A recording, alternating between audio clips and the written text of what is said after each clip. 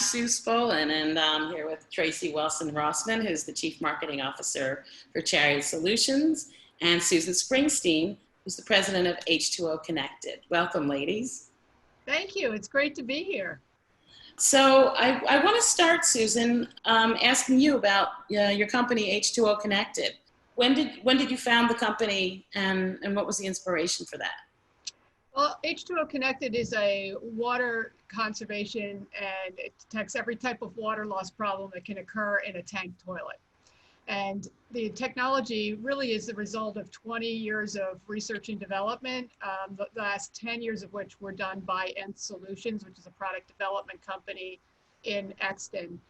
This then technology has grown to a point where it was a full division of Untitled Solutions, and we decided to divest it into a qualified opportunity zone business in early 2019, as we were preparing to launch our wireless version of the leak detection product. So the company itself is only a little over a year old, but the team has been working together, and the technology development goes back 20 years. What was the initial light bulb that went on, the light bulb moment for? Why did we go down this path? It started because my business partner, Eric Canfield's daughters were overflowing his toilet several times a week, and he was looking for a solution to that problem. You know, went to the different hardware stores, couldn't find one, and he is a genius in product development and decided to create his own product. And the Leak Alerter line of products, which is the brand name, came from that. Wow, that's a great story. So what is your target market for this product? For the wireless version, it's really property management. It's your hotels, your multifamily housing, student housing, senior housing, small office parks. It's where there's a lot of toilets in one place. The original product, the Leak Alerter 6000, which isn't wireless, was sold to homeowners, and we kept getting so many calls saying, please make this wireless, because I have an apartment building and my tenants, either they don't understand, or they won't tell me when the toilet's leaking. So that's when we decided to go for the wireless solution for that market. But not for the home market.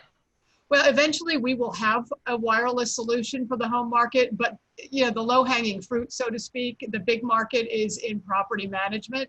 There's 350 plus million tank toilets in North America and Canada. And so when you're going into a hotel where there's 100 toilets, or apartment building where there's 200 or 300 toilets, they need a central data feed that will tell them whether the toilets are leaking, where the leak is, what kind of leak it is, and how big the leak is. So they know exactly how to fix it without making maintenance, spend a lot of time and cost. Did you do research into the IoT, the Internet of Things marketplace, prior to developing the product? We did early. We've actually been looking at IoT for over 10 years. I mean, it just wasn't, the technology wasn't there to create a product cost effectively that would meet the price point of the market until really the last several years.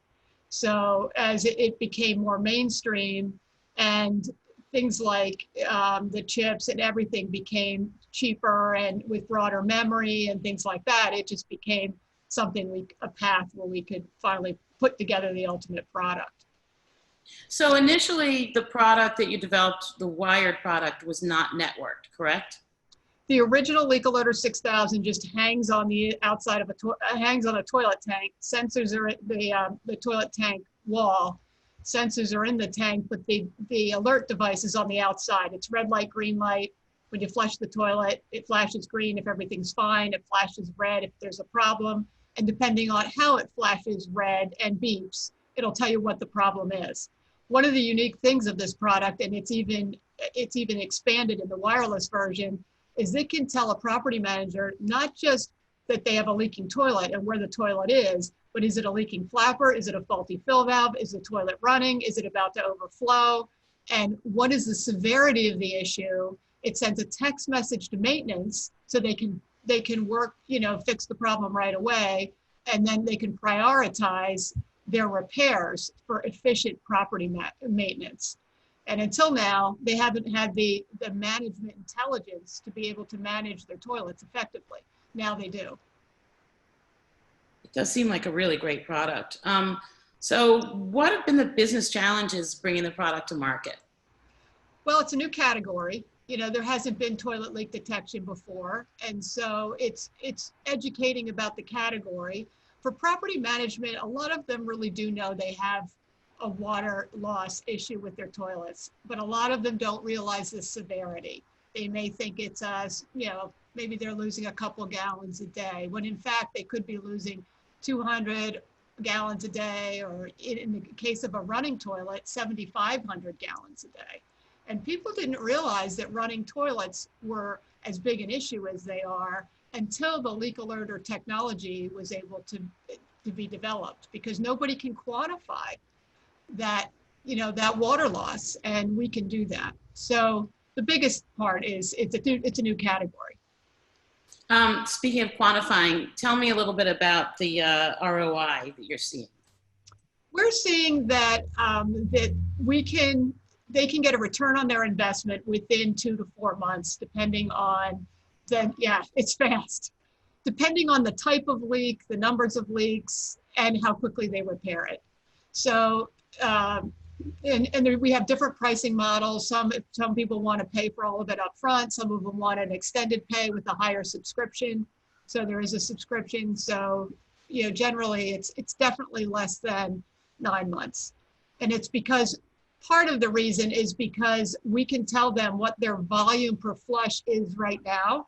And we're finding that most, not most, but I would say about 50% of the toilets we're finding, even though they may have low flow toilets that are optimized for 1.6 gallons, they're actually flushing at 2.5 or 3 gallons because the fill valves aren't set properly. So our device will tell them that right off the bat. They can adjust the fill valve and save water day one. And then usually we're finding 20 to 30% of the toilets have some sort of leak. And then if they have 100 toilets, they generally have one running toilet every day or two for some reason. There are 11 reasons a toilet can start running that we have documented. Yeah, we really know toilets. There's a joke there about running toilets too. So gotta catch them. The return on investment is pretty huge. Yes, that is amazing. What kind of feedback are you getting from your customers? We have a lot of interest. We actually have folks that have been calling us for the last year or so saying, when this is ready, please call me. So we're making those calls now. We're just rolling it out into the marketplace and giving people quotes. And there's a tremendous amount of interest because there really just isn't a practical option. There are other folks that are trying to solve this problem, but they may put a water flow monitor for the whole building. Well, how do you know where it is? Or they can't quantify the issue, or they're too maintenance heavy. And we've designed this to use very low maintenance. It installs in seconds. You don't need a plumber. You don't need to cut through the water line. You just hang it in the toilet, installs in seconds. It does everything else automatically. And it has a 5-year warranty, including the battery. So it really takes very little maintenance through the entire life of the product. So obviously it's a piece of hardware, but then there's software associated with it as well. So tell me a little bit about developing the software.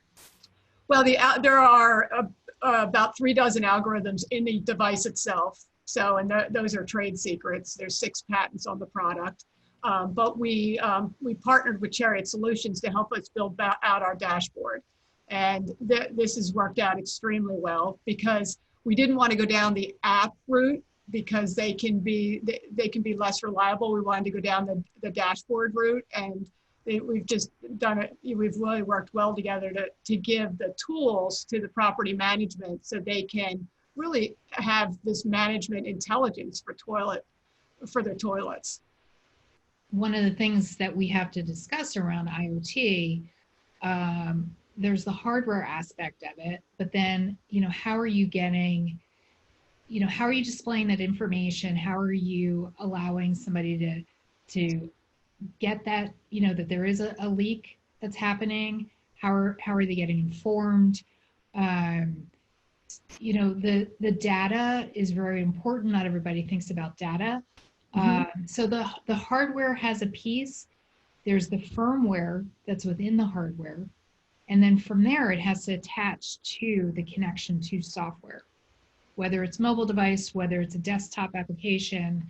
And, you know, the H2O application product is creating a lot of data, which is important. We're running in the cloud on AWS.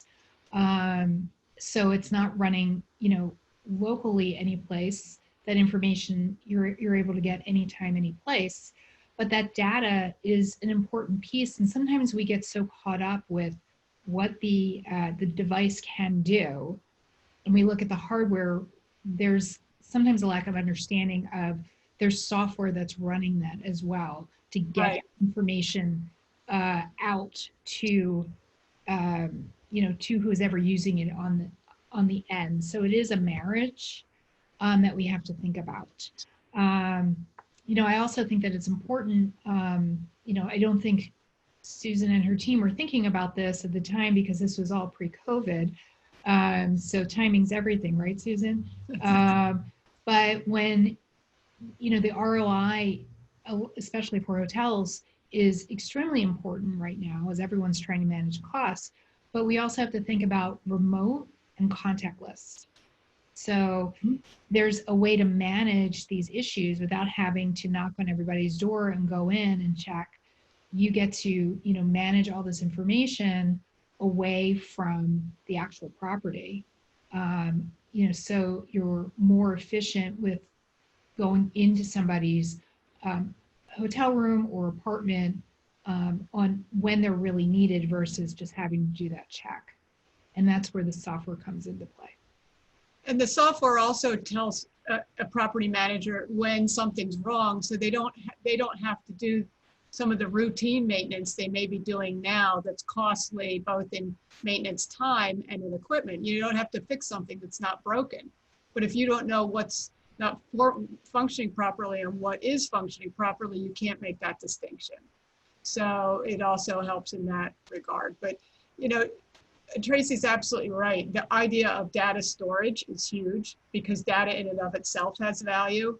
And not only does it allow the property manager to retrieve at will the information about his property, but it allows us to see patterns for, you know, for instance, which manufacturers are most efficient for the different products. And it allows us to start to really understand the water business from a toilet perspective that's quantifiable.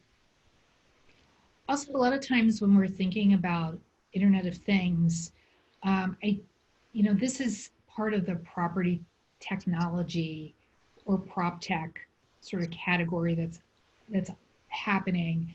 That it's not just about, you know, turning on lights, and it's not just about managing thermostats. There's other applications. We can also start talking about IoT, which is industrial Internet of Things. So there's a lot more happening that isn't just, you know, around smartwatches or, you know, wearables. The internet, you know, IoT is really has so many applications that are beyond what you know, regular consumers are seeing. And in some ways, from the consumer or from the user, it kind of looks like black magic. You know, they go into a portal, they click a button, they click different things, and it's magic. Their toilet is talking to them, and that's what, you know, Chariot Solutions has helped us with all the back end of that black magic.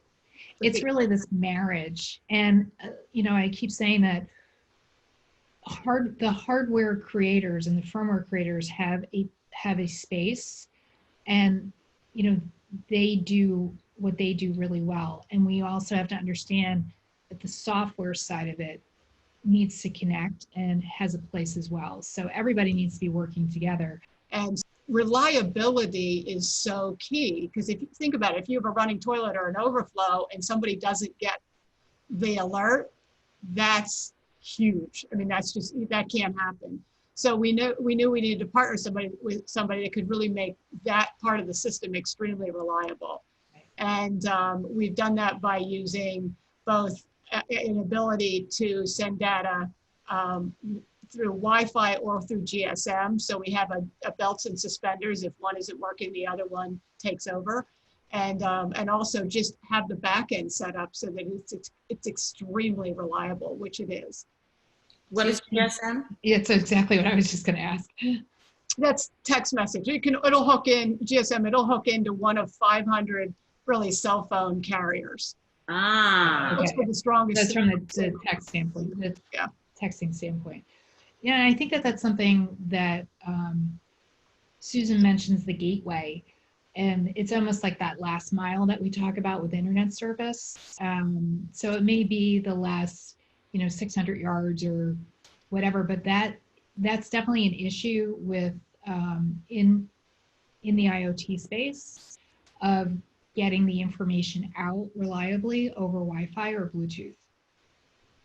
And then you also have battery life to think about. So how you transmit your data and how often, really can impact your battery life, because we wanted to get to at least a 5-year battery life on the product. So, and we did develop our own proprietary gateway. And then, we've worked with Chariot Solutions to make sure that all the